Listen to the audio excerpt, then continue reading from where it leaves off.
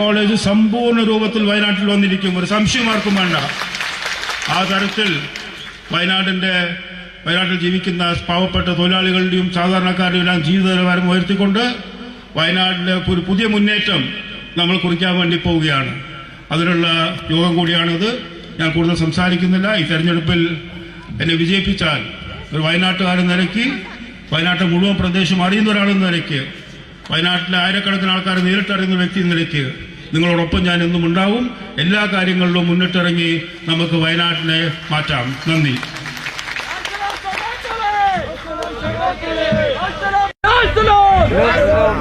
ബഹുമാന്യരെ, ഈ സ്റ്റേജിന്റെ മുൻപിൽ നിന്ന് ആളുകളൊന്ന് മാറിക്കൊടുക്കണമെന്ന് അഭ്യർത്ഥിക്കുക. നമ്മുടെ കേരളത്തിന്റെ അഭിമാനവും നമ്മുടെ പ്രിയങ്കരനായ മുഖ്യമന്ത്രി സഖാവ് പിണറായി വിജയൻ വേദിയിലെത്തിയിരിക്കുന്നു.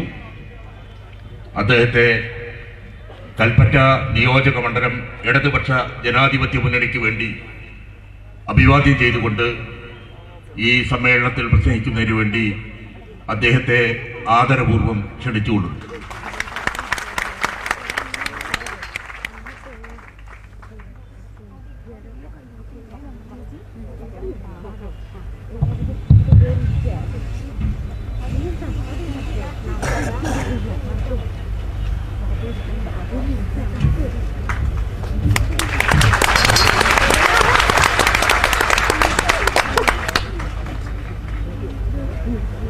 ഇടതുപക്ഷ ജനാധിപത്യ മുന്നണി നേതാക്കളെ, സഖാക്കളെ, സഹോദരി സഹോദരന്മാരെ, കേരള നിയമസഭയിലേക്കുള്ള തെരഞ്ഞെടുപ്പിൻ്റെ ആദ്യഘട്ടത്തിലാണ് നാം നിൽക്കുന്നത്. ഇത്തവണ LDFിൻ്റെ സ്ഥാനാർത്ഥിയായി നിങ്ങൾക്കെല്ലാവർക്കും ശശീന്ദ്രനെ പോലെ തന്നെ പരിചിതനായ ശ്രേയസ് കുമാറാണ് ഇവിടെ മത്സരിക്കുന്നത്.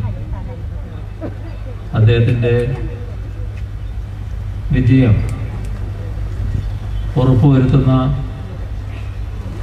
സന്ദേശമാണ് ഈ റാലി നൽകുന്നത്. എല്ലാവരും ഇടതുപക്ഷ ജനാധിപത്യ മുന്നണിയുടെ മണ്ഡലത്തിലെ തുടർ വിജയത്തിൽ ശ്രേയസ് കുമാറിനെ നല്ല ഭൂരിപക്ഷം നൽകി വിജയിപ്പിക്കുന്നതിനുള്ള പ്രവർത്തനം മികവുറ്റ രീതിയിൽ നടത്തണമെന്നാണ് ആദ്യമായും അഭ്യർത്ഥിക്കാനുള്ളത്. ഈ തെരഞ്ഞെടുപ്പ് വലിയ പ്രാധാന്യമുള്ള തെരഞ്ഞെടുപ്പാണ് നമ്മളെ സംബന്ധിച്ചിടത്തോളം.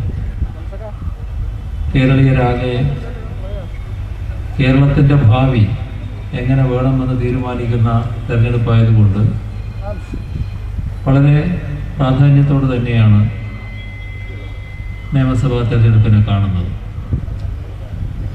എന്നാൽ ദേശീയ തലത്തിലും ഈ തെരഞ്ഞെടുപ്പിന് വലിയ പ്രാധാന്യമുണ്ട്. ദേശീയ രാഷ്ട്രീയ സംഭവവികാസങ്ങളിൽ ശ്രദ്ധിക്കുന്നവർക്കെല്ലാം അറിയാവുന്ന ചില യാഥാർത്ഥ്യങ്ങളുണ്ട്. നമ്മുടെ രാജ്യത്തിൻ്റെ നിലനിൽപ്പ് തന്നെ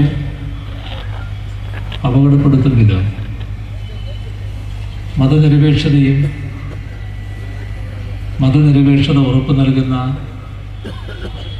ഭരണഘടനയും തകർക്കാനുള്ള നീക്കങ്ങളാണ് രാജ്യത്ത് ഒരു കൂട്ടർ ശക്തമായി നടത്തിക്കൊണ്ടിരിക്കുന്നത്. ആ ഒരു കൂട്ടർ ആരാണെന്ന് എല്ലാവർക്കും അറിയാം. നിർഭാഗ്യവശാൽ അത് നമ്മുടെ രാജ്യത്ത് കേന്ദ്ര ഭരണത്തിന് നേതൃത്വം കൊടുക്കുന്നവർ തന്നെയാണ്. അപ്പോൾ ഇത്തരമൊരു നീക്കം നടക്കുമ്പോൾ അതിന് ബദലായി നമ്മുടെ രാജ്യത്തെ മതനിരപേക്ഷത സംരക്ഷിക്കുന്നതിനും ഭരണഘടനയും ഭരണഘടനാ മൂല്യങ്ങളും സംരക്ഷിക്കുന്നതിനും വിവിധങ്ങളായ പ്രസ്ഥാനങ്ങൾ ഉയർന്നു വരുന്നുണ്ട്. ആ പ്രസ്ഥാനങ്ങളെല്ലാം ഒരു കാര്യം പ്രത്യാശാപൂർവം സമ്മതിക്കുന്ന കാര്യമാണ്. അത് നമ്മുടെ രാജ്യത്ത് ഇത്തരം കാര്യങ്ങളിൽ മതനിരപേക്ഷതയും ഭരണഘടനാ മൂല്യങ്ങളുമൊക്കെ തകർക്കുന്ന ശക്തികൾക്കെതിരെ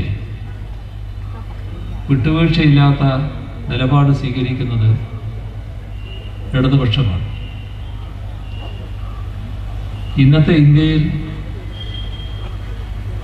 ഇടതുപക്ഷം നേതൃത്വം നൽകുന്ന കേരളത്തിലെ LDF ഗവൺമെൻറ് മാത്രമാണ് ഇത്തരം പ്രസ്ഥാനങ്ങൾ വളരെ ആശാപൂർവം നോക്കിക്കാണുന്നത്. അതിന് കാരണം രാജ്യത്തുള്ള മറ്റ് ഗവൺമെൻറ്റുകൾ, ഇന്ത്യ ഗവൺമെൻറ്, അതിന് നേതൃത്വം കൊടുക്കുന്നവർ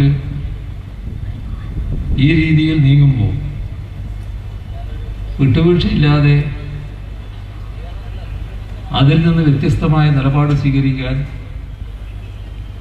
കേരളത്തിലെ LDF ഗവൺമെൻറ് മാത്രമേ കഴിയുന്നു.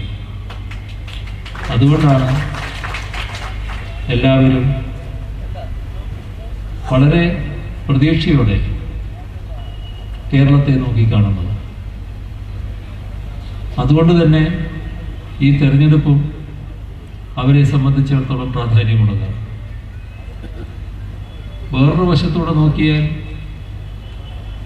ഇതിന് അടിസ്ഥാനമായി വരുന്നത് വർഗീയമായ നീക്കങ്ങളാണ്.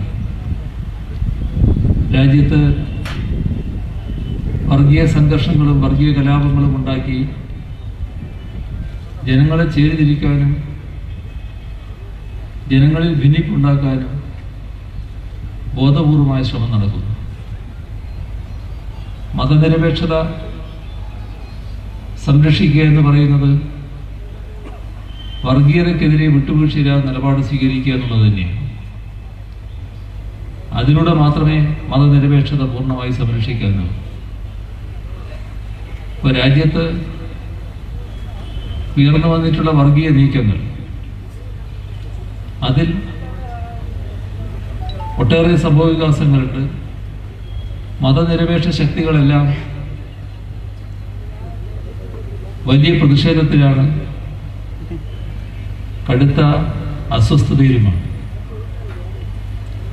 ആ മതനിരപേക്ഷ ശക്തികൾ ഇത്തരം വർഗീയ നീക്കങ്ങൾക്കെതിരെ വ്യക്തമാർന്ന ഉറച്ച നിലപാടെടുക്കുന്ന ഒരു ഗവൺമെന്റ് മാത്രമേ രാജ്യത്ത് കാണുന്നുള്ളൂ. അതും കേരളത്തിലെ LDF ഗവൺമെന്റാണ്. ഇവിടെ പൗരത്വ ഭേദഗതി നിയമം വന്നപ്പോൾ ഒരു ശങ്കയുമില്ലാതെ അതിനെതിർക്കാനും പൗരത്വ ഭേദഗതി നിയമം ഇവിടെ നടപ്പാക്കില്ല എന്നുറക്കെ പ്രഖ്യാപിക്കാനും LDFന് അധികം ആലോചിക്കേണ്ടി വന്നില്ല. കാരണം അങ്ങേയറ്റം പ്രതിബദ്ധതയാർന്ന നിലപാടാണ് മതനിരപേക്ഷതയുടെ LDFനുള്ളത്. എന്നാൽ മതനിരപേക്ഷമാണെന്ന് അവകാശപ്പെടുന്ന കോൺഗ്രസിനെ പോലുള്ള പാർട്ടികൾ ഭരിക്കുന്ന ചില സംസ്ഥാനങ്ങൾ ഇപ്പോഴും പൗരത്വ ഭേദഗതി നിയമത്തിനെതിരായി പ്രമേയം പോലും പാസാക്കിയില്ല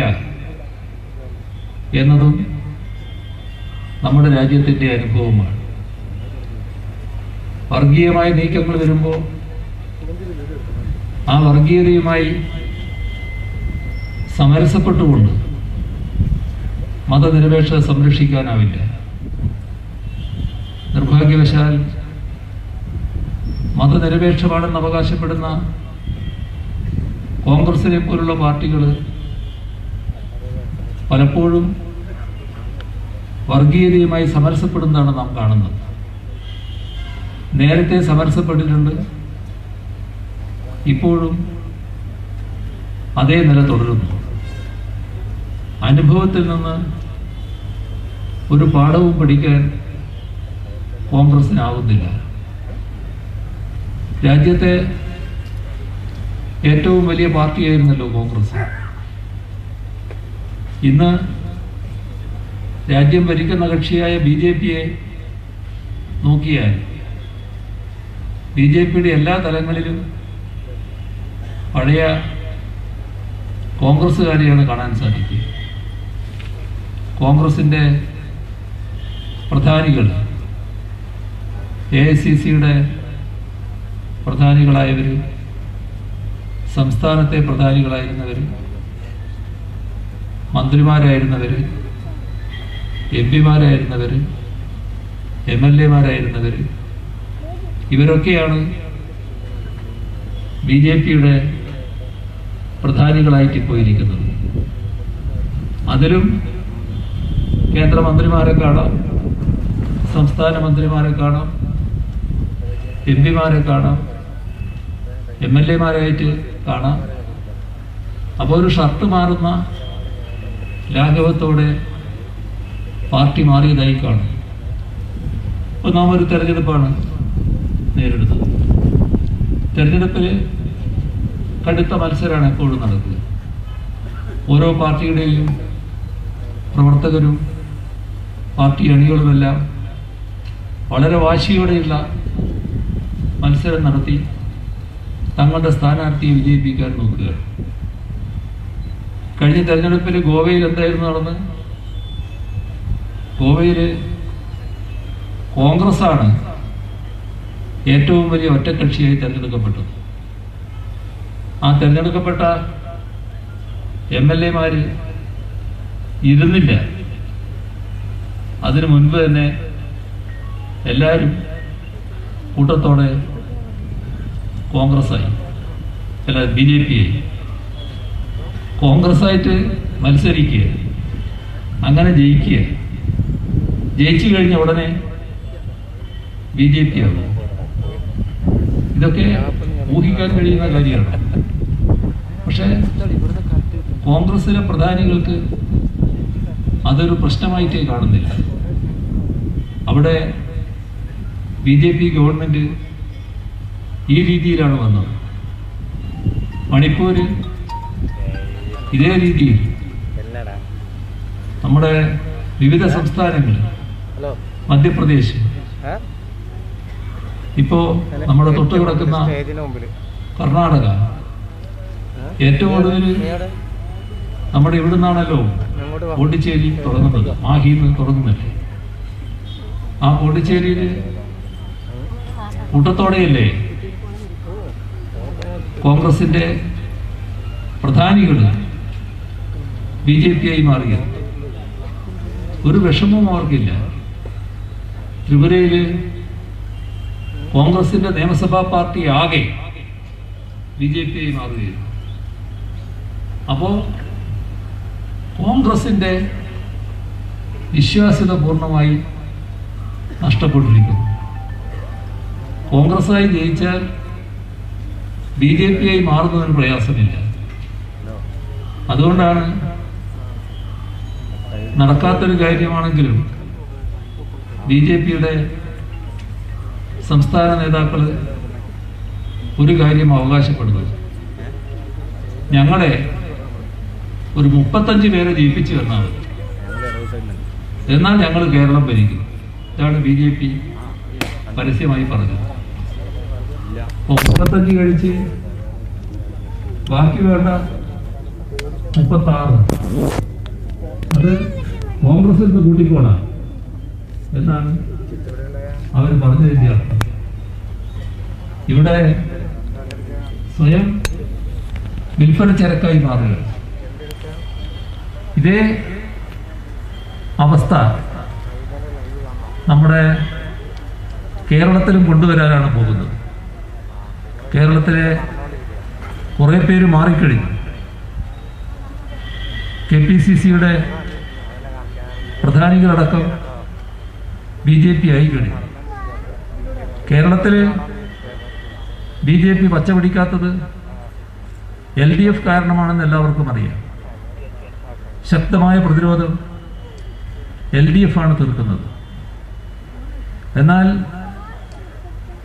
കോൺഗ്രസ് ഇല്ലാതായാൽ ഇവിടെ BJP ആവും എന്ന് പറയുന്ന ഒരു പ്രചരണം നമ്മൾ കാണുന്നുണ്ട്.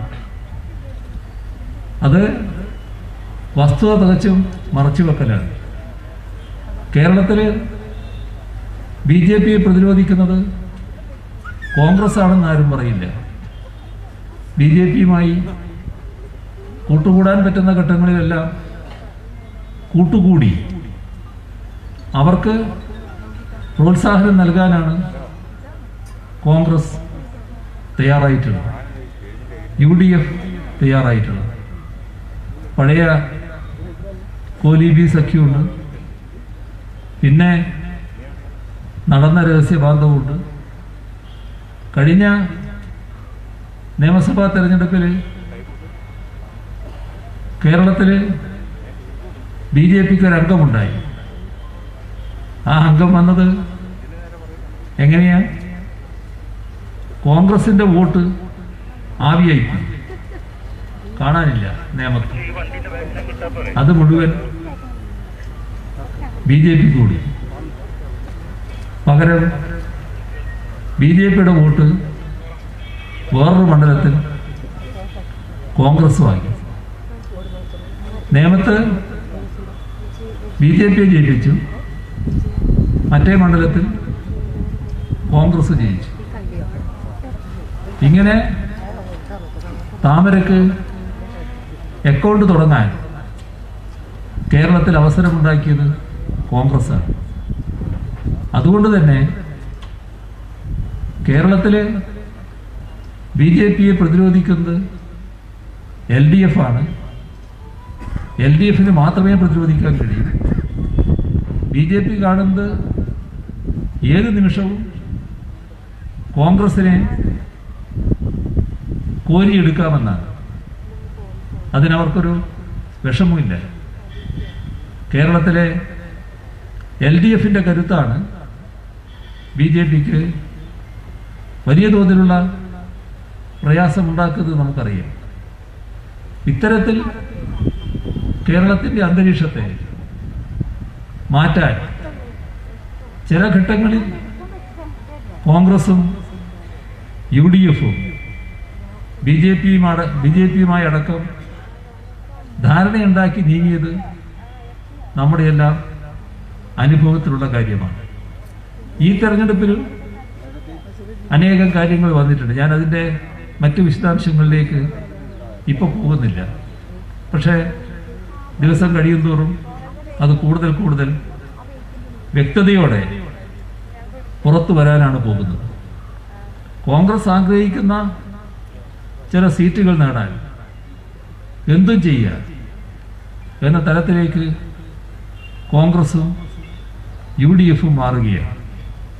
അതിന് BJPയുടെ വോട്ട് സ്വീകരിക്കുക, BJPക്ക് പകരം വോട്ട് കൊടുക്കുക. അത്തരമൊരു നിലയിലേക്ക് മാറുന്ന രാഷ്ട്രീയ അന്തരീക്ഷം ഗൗരവത്തോടെ നാം കാണേണ്ടതായിട്ടുണ്ട്. നമ്മുടെ കേരളം 2016 നിയമസഭാ തെരഞ്ഞെടുപ്പ് നടക്കുമ്പോൾ വലിയ തോതിലുള്ള പ്രതിസന്ധികൾ നിറഞ്ഞ നാടായിരുന്നു. ഒരു തരത്തിലും മുന്നോട്ട് പോകാത്ത അവസ്ഥ. എങ്ങനെ കേരളത്തെ മാറ്റിയെടുക്കും എന്ന് ജനങ്ങൾ ചിന്തിക്കുന്ന നില. അത്തരമൊരു ഘട്ടത്തിൽ LDFനെ ജനങ്ങൾ അധികാരത്തിലെത്തിച്ചു. അവരാഗ്രഹിച്ചത് ഒരു മാറ്റമാണ്. അന്ന് കേരളത്തിൻ്റെ യശസ്സാകെ തകർന്നു വീഴും. ആ യശസ് വീണ്ടെടുക്കണം എന്ന് ജനങ്ങൾ ആഗ്രഹിച്ചു. അതിൻ്റെ ഭാഗമായുള്ള നടപടികളിലേക്ക് ജനങ്ങളുടെ മാൻഡേറ്റ് അനുസരിച്ച് LDF സർക്കാർ പെട്ടെന്ന് തന്നെ നീങ്ങി. അങ്ങനെയാണ് കേരളം രാജ്യത്തെ മികവുറ്റ സംസ്ഥാനമായി മാറുന്നത്. ഇന്ത്യ ഗവൺമെൻറ് സംസ്ഥാനങ്ങളുടെ മികവ് താരതമ്യപ്പെടുത്താറുണ്ട്. അതുമായി ബന്ധപ്പെട്ട് ദേശീയ തലത്തിൽ നടന്ന പഠനം ഏറ്റവും മികവുറ്റ ഭരണ സംവിധാനം കേരളത്തിലാണ് എന്ന് 2016 ശേഷമുള്ള ഓരോ വർഷവും സാക്ഷ്യപ്പെടുത്തി. എല്ലാ വർഷവും, ഒരു വർഷമല്ല, ഓരോ വർഷവും ഏറ്റവും മികവുറ്റ ഭരണ സംവിധാനം കേരളത്തിലാണ് രാജ്യത്താകെ പരിശോധിച്ചുകൊണ്ട് സാക്ഷ്യപ്പെടുത്തുന്ന നിര്യാണമുണ്ടായത്. നമുക്ക് നല്ല രീതിയിൽ ഈ പറയുന്ന യശസ് തിരിച്ചു പിടിക്കാൻ കഴിഞ്ഞു എന്നതാണ് വസ്തുത.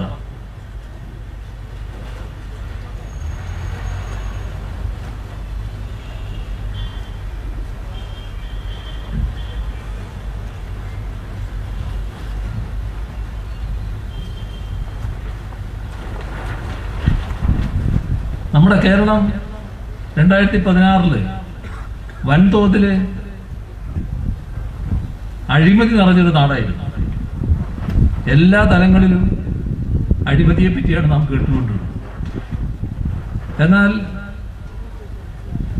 ഇക്കാര്യത്തിൽ കേരളത്തിലുള്ളവർ മാത്രമല്ല, മലയാളി ലോകത്താകെയാണല്ലോ, അവരാകെ വലിയ മനോവേദനയിലായിരുന്നു. ഈ അവസ്ഥ മാറാൻ കഴിയുമോ എന്ന ശങ്കയിലായിരുന്നു. LDF സർക്കാർ വന്നു. കുറച്ചു കാലം കൊണ്ട് തന്നെ അഴിമതിയില്ലാത്ത സംസ്ഥാനം എന്ന പേര് വന്നു തുടങ്ങി. രാജ്യത്ത് അഴിമതി ഏറ്റവും കുറഞ്ഞ സംസ്ഥാനം കേരളമാണ് എന്ന് സാക്ഷ്യപ്പെടുത്തുന്ന നിലയുണ്ടായി. ദേശീയ തലത്തിലുള്ള അംഗീകാരം മാത്രമല്ല, ഇത് രാജ്യാന്തര പ്രശസ്തിയായി വന്നു. ഇന്ത്യ രാജ്യത്ത് അഴിമതിയില്ലാത്തൊരു സംസ്ഥാനം കേരളം ഉണ്ട് എന്ന് ലോകം അറിയുന്ന നില വന്നു. അങ്ങനെ വന്നപ്പോൾ ലോകത്തുള്ള വൻ ബഹുരാഷ്ട്ര കുത്തകകൾ ചിലര് കേരളത്തിലേക്ക് വരാൻ താല്പര്യം പ്രകടിപ്പിച്ചു. അവരെ നിക്ഷേപിക്കാൻ കൊണ്ടുവരുന്ന തുക പൂർണ്ണമായും അവരുടെ പ്രോജക്റ്റിൽ നിക്ഷേപിക്കാം. അഴിമതിയുണ്ടെങ്കിൽ ആ തുകയിൽ ഒരു ഭാഗം പല വഴിക്ക് പോകും. ഇതൊന്നുമില്ല. ചിലര് അവരുടെ പ്രോജക്റ്റുകൾ ആരംഭിച്ചു, മറ്റു ചിലര് ആരംഭിക്കുന്നതിൻ്റെ വക്കിൽ നിൽക്കുന്നു, വേറെ ചിലര് കാര്യങ്ങൾ അന്വേഷിച്ച് ഗൗരവമായി പഠിച്ചുകൊണ്ടിരിക്കുന്നു. മാറുന്നു, കേരളം മാറുന്നു. അതിൻ്റെ ഭാഗമായി വലിയ തൊഴിലവസരം കേരളത്തിൽ ലഭ്യമാകുന്ന സ്ഥിതി വരുന്നു. കേരളത്തിലെ തൊഴിലുമായി ബന്ധപ്പെട്ട പ്രശ്നം പറയുമ്പോൾ നമ്മുടെ സംസ്ഥാനത്തെ PSC ഈ കാലയളവിലെ ഏറ്റവും മികവാർന്ന പ്രവർത്തനമാണ് നടത്തിയത്. കേരളത്തിൻ്റെ ചരിത്രത്തിലെ വലിയ നമ്പർ നിയമന ഉത്തരവ് നൽകിയത് ഈ PSC ആണ്. സർവകാല റെക്കോർഡാണ്. 1,58,000 പേർക്ക് നിയമന ഉത്തരവ് നൽകിയ PSC ആണ് നമ്മുടെ PSC. പക്ഷേ കോൺഗ്രസും UDF-ഉം BJP-യും ഈ ഭരണഘടനാ സ്ഥാപനത്തെ ഇനിയൊന്നും പറയാൻ ബാക്കി വെച്ചിട്ടില്ല.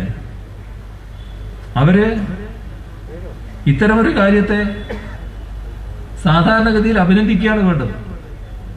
പിന്നെ അവരായതുകൊണ്ട് അത് കഴിയുന്നില്ല. എന്നാൽ എത്രമാത്രം അപഹാസ്യമായ നിലപാടാണ് അവർ സ്വീകരിച്ചത്. വൻതോതിൽ ഇവിടെ നിയമനം നടക്കുന്നില്ല എന്ന് പറഞ്ഞുകൊണ്ട് കേരള സർക്കാരിനെ കുറ്റപ്പെടുത്താനാണ് ശ്രമിച്ചത്. നിയമനം നടത്താനുള്ള എല്ലാ നടപടികളും സർക്കാർ കൈക്കൊണ്ടു എന്നതാണ് ഈ വലിയ നമ്പറിലൂടെ വ്യക്തമാകുന്നത്. കേരളത്തിൻ്റെ ചരിത്രത്തിലെ ഏറ്റവും വലിയ നമ്പർ നിയമനം നടന്നത് ആ നിയമനത്തിൽ സർക്കാർ കാണിച്ച താല്പര്യം കൊണ്ടാണ്. അതേപോലെ തന്നെ പുതിയ തസ്തിക സൃഷ്ടിക്കൽ 50,000-ഓളം പുതിയ തസ്തികയാണ് നമ്മുടെ സംസ്ഥാനത്ത് സൃഷ്ടിച്ചത്. അതും നമ്മുടെ തൊഴിലാഗ്രഹിക്കുന്ന യുവാക്കളെ സംബന്ധിച്ചിടത്തോളം ഏറ്റവും പ്രധാനപ്പെട്ട കാര്യമാണ്. എന്നാൽ നാം ശ്രദ്ധിക്കേണ്ട ഒരു കാര്യം, നമ്മുടെ രാജ്യത്ത് 8 ലക്ഷം തസ്തികകൾ ആളെ നിയമിക്കാതെ ഒഴിഞ്ഞു കിടക്കുന്നുണ്ട്. അത് BJP ഗവൺമെന്റ് ചെയ്തതാണ്. ഇവരാരെങ്കിലും അതിനെതിരെ അരയക്ഷരം സംസാരിക്കുന്നത് നമ്മൾ ആരെങ്കിലും കേട്ടോ? BJP പറയില്ല, കാരണം അവരുടെ ഗവൺമെന്റ് ആണ്. ഇരിക്കട്ടെ. എന്തേ കോൺഗ്രസിനും UDF-നും ഈ കാര്യത്തിൽ BJP ഗവൺമെന്റിനെ വിമർശിക്കാൻ കഴിയാത്തത്? 8 ലക്ഷം തസ്തികകൾ നിയമനം നടന്നാൽ രാജ്യത്തെ തൊഴിലാഗ്രഹിക്കുന്ന യുവാക്കൾക്കല്ലേ അതിൻ്റെ ഗുണം? എന്തേ ആ യുവാക്കൾക്ക് വേണ്ടി അരയക്ഷരം ശബ്ദിക്കാൻ കോൺഗ്രസിനും UDF-നും കഴിയാത്തത്? മറ്റൊരു രീതിയിൽ പറഞ്ഞാൽ, എന്തേ BJP-യെയും BJP സർക്കാരിനെയും വിമർശിക്കാൻ ഒരു അറച്ചു നിൽപ്പ്? എന്തുകൊണ്ട് നാക്കം ഉയരുന്നില്ല? അവിടെയാണ് കേരള തലത്തിലുള്ള കോൺഗ്രസ്, UDF, BJP ധാരണയുടെ ഭാഗം കാണാൻ നമുക്ക് കഴിയുക. ഇപ്പോൾ ഇന്ത്യ ഗവൺമെന്റ് 100 പൊതുമേഖലാ സ്ഥാപനങ്ങളാണ് വിൽപ്പനയ്ക്ക് വെച്ചിരിക്കുന്നത്. ആ പൊതുമേഖലാ സ്ഥാപനങ്ങൾ വിൽപ്പനയ്ക്ക് വെച്ചപ്പോൾ അതിനെതിരെ കമാന്നൊരക്ഷരം കോൺഗ്രസിൽ നിന്നോ UDF-ൽ നിന്നോ കേട്ടോ? എന്തുകൊണ്ടാ? കോൺഗ്രസിന്റെ നയമല്ലേ പൊതുമേഖലാ സ്ഥാപനങ്ങൾ വിൽക്കുക എന്നുള്ളത്. അവരല്ലേ ഓഹരി വിൽപ്പന തുടങ്ങി വെച്ചത്. പിന്നെ അവർക്ക് എതിർക്കാൻ പറ്റും. എന്നാൽ LDF സർക്കാർ, LDF ഇവിടെ വ്യക്തതയോടെ അതിന് എതിർക്കുന്ന നിലപാട് സ്വീകരിച്ചു. കേരളത്തിലുള്ള പൊതുമേഖലാ സ്ഥാപനങ്ങളാണെങ്കിൽ അവർ വിൽക്കാൻ ഏതായാലും തീരുമാനിച്ച് മുന്നോട്ട് പോകുമ്പോൾ എന്നാൽ ഞങ്ങളെ ഏൽപ്പിച്ചോളൂ, ഞങ്ങളത് നടത്താം എന്ന നിലപാട് കേരള ഗവൺമെന്റ് എടുത്തു. അപ്പോഴും കേന്ദ്ര ഗവൺമെന്റ് സ്വീകരിച്ച നിലനോക്കണം. നേരെ ഏൽപ്പിക്കുകയല്ല, ചിലത് സ്വകാര്യവൽക്കരണ നടപടികൾ സ്വീകരിക്കുകയാണ്. ആ സ്വകാര്യവൽക്കരണ നടപടികളിലൂടെയാണ് HNL ഇപ്പോൾ ഏറ്റെടുത്തത്. ഇതിലൊരു പ്രശ്നമുണ്ട്. HNL ആയാലും മറ്റു പൊതുമേഖലാ സ്ഥാപനങ്ങളായാലും അവയുടെ എല്ലാം ഭൂമി കേരളം മേടിച്ചു കൊടുത്തതാണ്. കേരളം ഫ്രീ ആയി കൊടുത്തതാണ്. അപ്പോ ഇത്രയും നാളവർ കൈവശം വെച്ചു. ഇപ്പൊ അത് കേരള സർക്കാർ ഏറ്റെടുക്കാൻ പോകുമ്പോൾ ആ ഭൂമി വില വേണമെന്ന് പറയാൻ പാടുണ്ടോ? സാധാരണ മര്യാദയാണോ അത്? വെറുതെ കൊടുത്ത ഭൂമി നിങ്ങൾ വില തന്നാലേ തിരിച്ചു വരൂ എന്ന് പറയാൻ പറ്റൂ? പക്ഷെ ആ മര്യാദകേടാണ് കേന്ദ്ര ഗവൺമെന്റ് കാണിക്കുന്നത്. അത് മര്യാദകേടാണ് എന്ന് പറയാൻ കോൺഗ്രസിനോ UDF-നോ കഴിഞ്ഞോ? എന്തേ അക്കാര്യത്തിലും BJP-ക്കെതിരെ സംസാരിക്കാൻ വിഷമം? ഇവിടെ കേന്ദ്ര ഗവൺമെന്റ് സ്വകാര്യവൽക്കരിക്കാൻ തീരുമാനിച്ച പല പൊതുമേഖലാ സ്ഥാപനങ്ങളും കേരളം ഏറ്റെടുത്ത് നടത്താൻ തയ്യാറാക്കുന്നു. HNL പൂർണ്ണമായി കിട്ടിക്കഴിഞ്ഞു. ഇൻസ്ട്രുമെന്റേഷന്റെ കാര്യത്തിൽ സാങ്കേതിക തടസ്സം പറഞ്ഞ് ഞങ്ങൾ നിൽക്കുകയാണ്. മറ്റു ചില കാര്യങ്ങളിലും അതേ നില കേന്ദ്ര ഗവൺമെന്റ് സ്വീകരിക്കുകയാണ്. എന്നാൽ കേരളത്തിലെ LDF ഗവൺമെന്റ് പൊതുമേഖലയെ സംരക്ഷിക്കുന്ന നിലപാടാണ് സ്വീകരിക്കുന്നത്. അതിന്റെ ഭാഗമായി കേരളത്തിലെ പൊതുമേഖല വികസിച്ചു വന്നു നോക്കണം. വലിയ നഷ്ടത്തിൽ പ്രവർത്തിച്ച സ്ഥാപനങ്ങൾ ഇപ്പോ ലാഭത്തിലായി. എന്തുകൊണ്ടാണ്? പൊതുമേഖലാ സ്ഥാപനങ്ങളോട്, തൊഴിലാളികളോട് പ്രതിബദ്ധതയുള്ള സർക്കാരാണ് LDF സർക്കാർ. UDF ആയിരുന്നില്ല. അതുകൊണ്ടാണ് അവരുടെ കാലത്ത് വൻ നഷ്ടം. അതേ സ്ഥാപനങ്ങൾ LDF സർക്കാരിന് കീഴിൽ നല്ല ലാഭം. ഇവിടെ വ്യാവസായിക മേഖലയിൽ വലിയ മാറ്റമുണ്ടായില്ലേ? നമ്മുടെ സൂക്ഷ്മ ചെറുകിട ഇടത്തരം സംരംഭങ്ങൾ ഈ സംസ്ഥാനത്ത് വലിയ തോതിലാണ് വികസിച്ചത്. അതിനെല്ലാം നല്ല രീതിയിൽ പ്രവർത്തിക്കാനുള്ള എല്ലാ സൗകര്യങ്ങളും LDF സർക്കാർ ഒരുക്കിയിരിക്കുന്നു. ഈ സൂക്ഷ്മ ചെറുകിട ഇടത്തരം സംരംഭങ്ങൾക്ക് അവരാഗ്രഹിക്കുന്ന വേഗത്തിൽ സ്ഥാപനം തുടങ്ങാം. ഒരു അനുമതിക്കും കാത്തു നിൽക്കേണ്ട. അവർ തന്നെ കൃത്യമായി എല്ലാ കാര്യങ്ങളും ഉണ്ട് എന്ന് ഉറപ്പുവരുത്തിയാൽ മതി. പിന്നീട് 3 വർഷം കൊണ്ട് കാര്യങ്ങൾ സർട്ടിഫൈ ചെയ്തെടുത്താൽ മതി. ഒരുപാട് സ്ഥാപനങ്ങളാണ് സംസ്ഥാനത്ത് വന്നിട്ടുള്ളത്. അതിൻ്റെ ഭാഗമായി നല്ല രീതിയിൽ തൊഴിലവസരങ്ങളും വർദ്ധിച്ചു. ഇപ്പോൾ കേരളത്തിൻ്റെ IT മേഖല വലിയ വികസനമാണ് നടന്നു പോകുന്നത്. ലോകത്തിലെ IT ഭീമന്മാർ കേരളത്തിലേക്ക് വരവ് തുടങ്ങിക്കഴിഞ്ഞു. പലരും വലിയ തോതിലുള്ള അന്വേഷണത്തിലാണ്. 10,000, 15,000 ആളുകൾക്ക് തൊഴിൽ കൊടുക്കാൻ സാധിക്കുന്ന ഒറ്റ ക്യാമ്പസ് എന്ന നിലയിലാണ് കാര്യങ്ങൾ അവർ തുടങ്ങാൻ തുറക്കുന്നത്. നല്ല നിലയിൽ IT മേഖല വികസിച്ചു വരുന്ന സാഹചര്യമാണുള്ളത്. ഇപ്പം അടുത്ത കാലത്താണ് TCS ഒരു കരാർ ഒപ്പുവെച്ചത്. അതിൽ 15,000 പേർക്കാണ് അവർ തൊഴിൽ നൽകാൻ പോകുന്നത്. അപ്പോൾ കേരളം മാറുകയാണ്. തൊഴിൽ ആഗ്രഹിക്കുന്ന യുവജനങ്ങൾക്ക് തൊഴിൽ ലഭ്യമാകുന്ന അവസ്ഥയിലേക്ക് കേരളം മാറുന്നു. ഇവിടെ സ്റ്റാർട്ടപ്പുകൾ ഇന്ത്യയിലെ ഏറ്റവും മികച്ച സ്റ്റാർട്ടപ്പ് സംവിധാനങ്ങൾ കേരളത്തിലാണ്.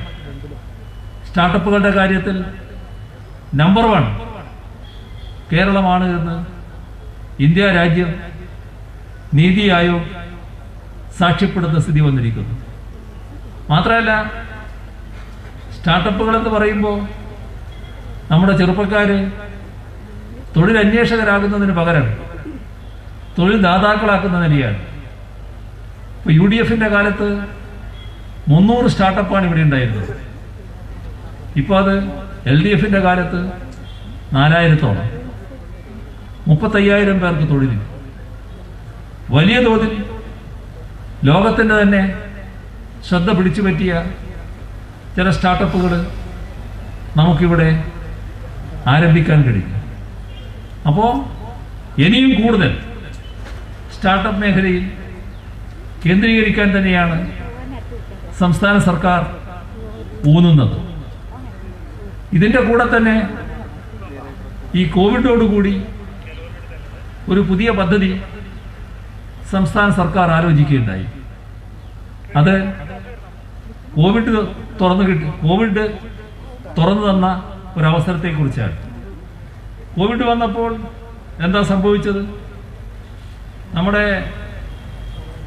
ഞാൻ നേരത്തെ പറഞ്ഞ 10,000, 15,000 ഒക്കെ ആളുകൾ തൊഴിലെടുക്കുന്ന ഒറ്റ ക്യാമ്പസ്, അവിടെ